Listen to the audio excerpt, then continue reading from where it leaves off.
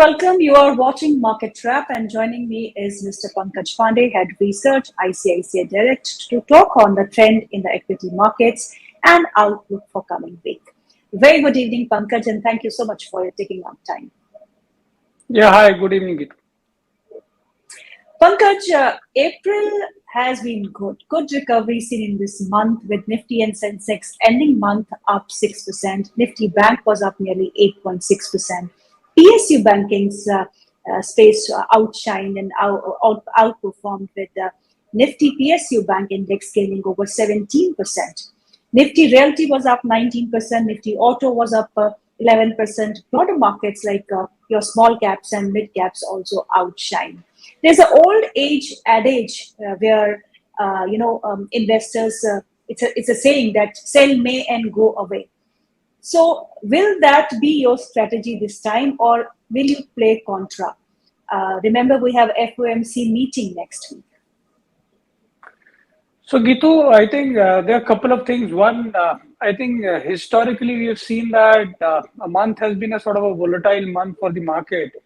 But whosoever has used this volatility to their benefit, typically we have seen that post or period between May to December, markets have usually given double-digit returns on an average for the past 2 decades, and this has happened 83% of the time. So there is a good probability that whatever volatility do you see in the month of May, and if somebody utilizes that, the next few months are quite rewarding for the investor. And what we have seen even for our markets is that while yes, there are a lot of global concerns, especially concerns that what the Fed will do, our sense is that with the kind of weakish growth rate what they are experiencing and the kind of banking troubles what is being experienced, probably the consensus view of 25 bips rate hike may not pan out. So our sense is that probably Fed may not really go in for a rate hike because banks are already in the trouble region, and slower lending will get the desired slowdown in the economy. So which is why probably Fed does not really need to sort of push the pedal of 25 bips hike. Now coming domestically, while the global markets have been weak, our markets have been sort of quite robust. And largely because our macros have been pretty good, and which is clearly reflected in the market performance or relative resilience of our market. I think good part is that we have taken out 17,800 kind of a level, and we have closed 18,000 plus kind of a level. So despite a truncated week next week, our sense is that market will head towards 18,200. And if double-digit return is a possibility, then we could be sort of inching up closer to 21,000 kind of a levels in the next 6 months or so. So from that perspective, no major challenges we see for the domestic economy. In fact, crude also is sort of expected to be on the lower side, given the fact that if global economy or growth is weak, crude may not materially perform. So I think monsoon is another variable which needs to be watched out for besides the Fed event lined up next week. Maybe the banking sector in US is not doing well, but banking in India, as far as the earnings are concerned, are doing very strong. I mean, the earnings set of numbers that every bank is posting is on the higher side and above expectation. So what is your view on the banking space now, and which are the results that you have been tracking? So banking, like you highlighted, continues to sort of display very strong set of numbers, robust growth across, and the outlook is also sort of intact. And typically, we have seen most of the banks delivering 16 to 19% kind of a credit growth, with retail sort of driving the growth overall. And deposit growth also has been sort of inching up to 9 to 10 odd percent. There are no major concerns on the asset quality concern side. Margins are at elevated levels, but banks are now pointing out that since the cost of funds is going up, so your NIMs have sort of peaked out. That is what our sense is. And so from that perspective, I think all these are on expected lines. I think typical numbers which had come recently, one was IndusInd Bank.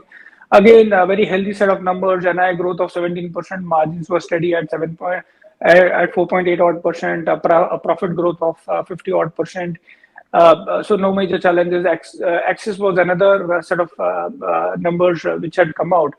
Now, their growth has been about 19%. So if you sort of exclude the city portfolio, so that growth is about 16 odd percent. While they have posted a loss, but when you sort of look at, because they have taken the charge for goodwill in the P&L, so which is why there is a loss. Otherwise, overall, even Axis Bank numbers are quite good. It's trading at pretty attractive valuation of 1.5 times adjusted book, and which is why Mm-hmm. we feel that it's a good buy at current levels with a target price of 1100. I think even IndusInd Bank looks attractive to us with a target price of 1450. It's trading at about 1.7 times. I think Mm-hmm. nothing much to complain. Even we look at the Bajaj Finance numbers, the overall growth was 28%. Profit growth again 30 odd percent. They're guiding for 3 to 4% kind of a overall credit market share. So Mm-hmm. of the retail. So I think even from the outlook perspective, quite robust. Nothing major to sort of complain in terms of the overall banking or financial services set of numbers which have come by. Mm-hmm. Did Maruti numbers surprise you, Pankaj?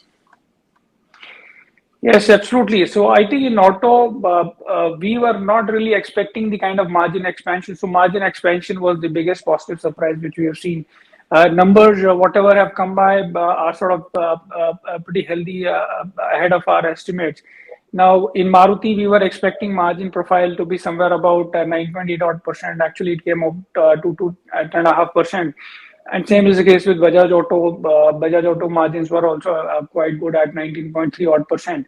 I think good part for Maruti is that so while they have a capacity of 22 and a half lakh, and they have been building a capacity of 10 lakh, and in this recent management interaction, they've again spoken about further capacity addition of 10 lakh over the next 5 6 years. So from 22 and a half lakh, their capacity is going to go up to 42 and a half lakh units. That's Mm-hmm. massive. While they're guiding for a softer growth of 5 to 7 odd percent, but our sense Right. is that the overall prospects for PV as an industry is pretty good. While there are some near-term challenges because the entry-level segment is not doing that great, but I think they're quite banking on the SUV as a portfolio as a segment. So that is sort of looking good. I think Bajaj Auto, considering the challenges what they have faced on the export side, the numbers were quite okay because export is something which used to contribute about 40 45% of their overall units. I think you have economies like Kenya and Nigeria, which are sort of getting impacted and which is sort of having impact on their volumes. So they are guiding for 5 to 7% kind of a growth. Since two-wheeler as a pack is sort of experiencing a lot of entry of new players plus threat from EV players, so which is why we have assigned a rating of hold on Okay. Bajaj Auto. But I think on Maruti we are quite comfortable, so which is where at 26 times we have given a target price of 11,000 on Maruti. So Maruti numbers look good to us. IT biggies have disappointed clearly, but tier two IT companies have been doing well as far as the quarter four earnings are concerned. What is your view and what is your take on the mid cap IT space? Well, yes. So when you look at companies like Infosys, there was a big disappointment when they sort of delivered a negative quarter-on-quarter growth. Contrary to the to that sort of context, the tier two IT companies have come out with a good set of numbers. I mean, we have seen Coforge, they're delivering growth of 22.5%. They had guided for 22% kind of a constant currency growth in FY23. Mm-hmm. So that way they have met their guidance, unlike some of the bigger peers or players who have sort of missed the guidance. And I think Mm-hmm. order booking also has been pretty healthy. So from that perspective, our sense is that they could deliver 13 to 16% kind of a growth. So which is what the guidance what they've given. Margin profile is expected to be steady, so no major challenges there. And I think LTI Mindtree, while the numbers for the quarter look soft, 0.7% kind of a constant currency growth, but the order book has been pretty robust, and which gives us confidence that they'll be able to deliver double-digit growth. Plus, they are aspiring for decent margins of 17 to 18 odd percent. Currently, they are at about 16 odd percent. So from that perspective, also no major challenges. So LTI, Mindtree, and Coforge, I think haven't really disappointed. We have a buy rating on both these stocks. I think there was some still disappointment. So Wipro's numbers were, quite bad. I think what saved Wipro was the buyback announcement of 12,000 odd crores. So that has probably helped the stock. And Tech Mahindra, I think, continues to be a laggard. So I think both Tech Mahindra and Wipro, they have given weak set of numbers. Even the outlook or the guidance is weakish. So while these stocks are cheap, but we really do not expect any price performance from these companies. So from that perspective, we still have some disappointments in IT. What is your view on the buyback of Wipro? Do you see it auguring well for the company and the stockholders? So absolutely yes. So our sense is that probably for investors it makes good sense because and acceptance ratio is also expected to be good. So I think it Okay. makes sense if somebody is a holder of Wipro to sort of tender their shares because 445 is a good price. So effectively, your price with the tendered will be coming to somewhere about 390 or 397, something of that sort. Okay. So that is the kind of a benefit people can take. So which is why I think it's a good offer price which they have come by. Life insurance companies have been underperformers. I mean, if you talk about HDFC Life, SBI Life, do you see some kind of a traction coming back for these counters now? Because we had some news on the HDFC Life front also. So, how do you see that sector, and how do you see these particular stocks, HDFC Life and SBI Life? So one is when you sort of look at numbers, the growth looks quite good, but I think one needs to be mindful of the fact that this growth is largely led by tax amendments. I mean, we all know that in the budget there was a cap put on high insurance policies. And since this was the last month, so March, we have seen a big spike, and which is why the overall premium growth has been pretty robust for something like HDFC Life and even SBI Life to some extent. Now, while the margin profile has been good for both HDFC Life and SBI Life, 27% and 31 odd percent. See, the valuations have become quite reasonable, so there is no doubt about it. But the challenge is that for a company like, say, HDFC Life, which has got a higher share of these high value insurance policies, so on a higher base, it will be very difficult for them to sort of deliver meaningful growth. And which is Okay. why we are sort of cautious and we have put a hold rating on the stock. SBI Life does not have a higher proportion of these high value or high ticket policies. So from Okay. that perspective, their growth was lower, and since they are sitting on a slightly moderate base, so their growth is expected to be slightly more better, and which is why SBI Life is overall we have given a buy rating. But in general, I think this space does not look like will deliver near-term price performance. While insurance is a good opportunity to look at, but I think you still have a lot of challenges because companies will have to tweak or come up with new products to sort of offer higher revenues for growth. So growth is still sort of uncertain in LA industry. Pankaj, if you talk about the FMCG space, we had Nestle coming out with numbers, we had HUL numbers. Numbers were in line with expectation, and the volume growth is clearly visible. Are you happy with the pace that volume is growing?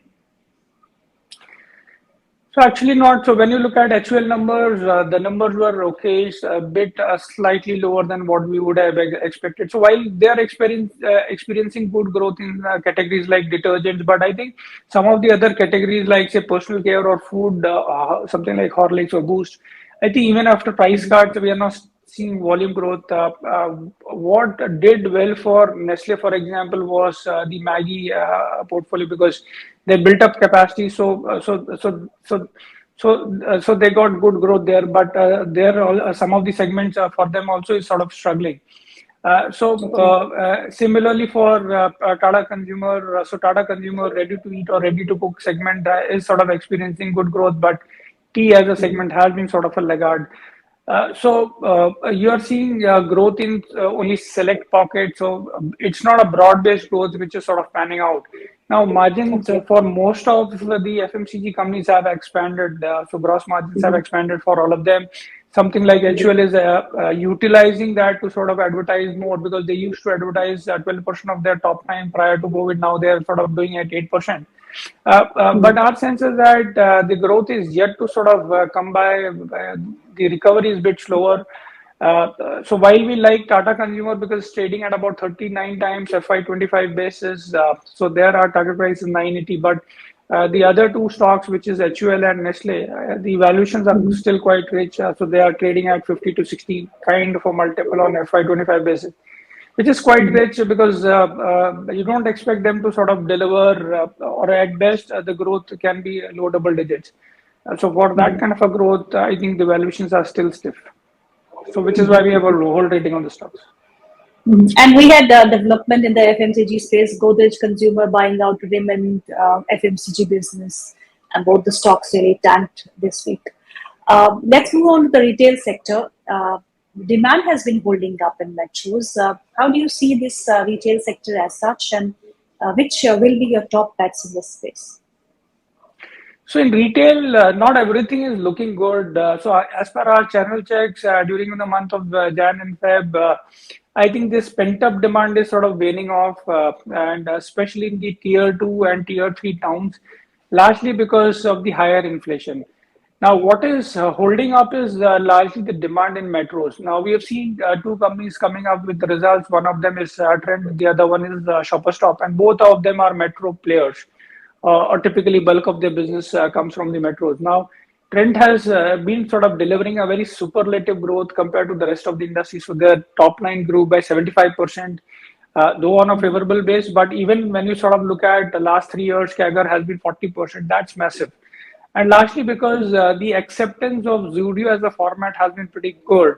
So Zudio has been sort of contributing more to their top line, which is why their gross margins have been coming down. But I think it's a good format and it's a very scalable model. So I think Trend, despite being most expensive player, continues to remain a buy according to us.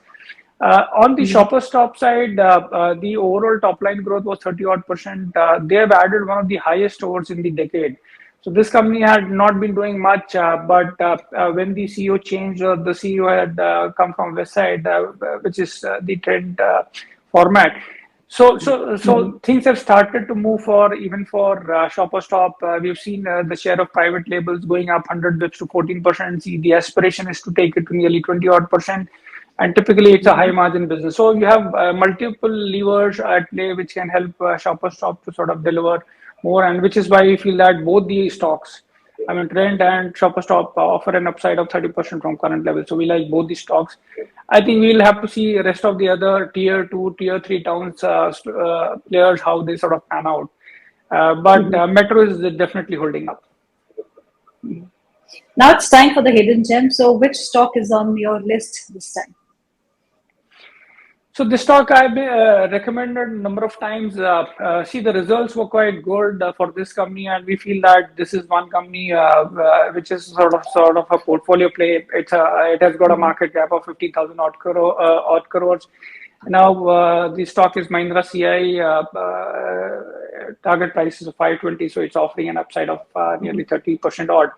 Now, this Mhm. company is part of the Spain-based CI group, and it's a multi-product, multi-technology company. Largely, 60% of the revenue is coming from forging, and typically, when we talk of forging, it is PV forging. Most of the Mhm. other companies are largely CV forging. So PV forging is a relatively stable growth kind of a business.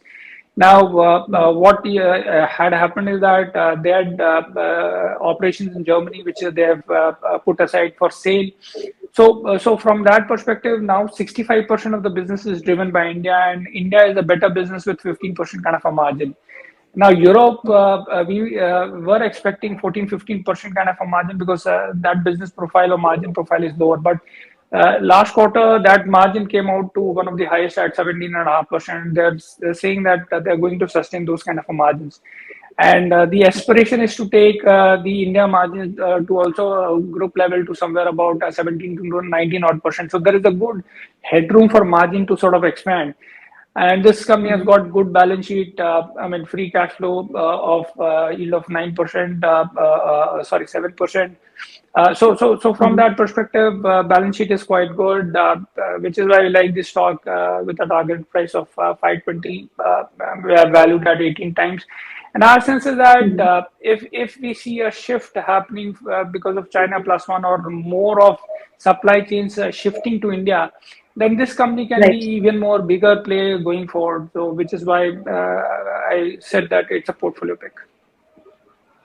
So we have Mahindra CIE for a potential upside of 30%. So Pankaj, we have result season is going on. Next week we have FOMC meet. How will you play the markets? What will your strategy be like? So I think if US Fed does not do rate hike, then IT stocks will be a better bet to sort of look at. I think IT and some of the other export-oriented sectors to sort of look at. Otherwise, I think you will see more of a stock-specific move because you have a number of big companies coming out with numbers. You will have numbers from Tata Steel. You will have numbers from Godrej Properties, Havells, Tata Chemicals, FMCG company like Dabur, or Hero MotoCorp or HDFC. So you'll have, again, it's a sort of a busy next week. So it's a truncated week, but I think bigger overlay will happen in terms of what the Fed does or what they talk about in terms of what they intend to do in future. So I think that will hold the bigger key. Our sense is that probably they may not be very hawkish given the fact that numbers have started turning soft, especially in the US side. And probably rate hike is not warranted. So I think fingers will be crossed. Let's see what happens. And Fed holds the key this time. We are doing well and we expect to do well in coming weeks too, Pankaj. Thank you so much for your time, Pankaj. It is always a pleasure to speak to you and get the views on the markets. Thank you so much.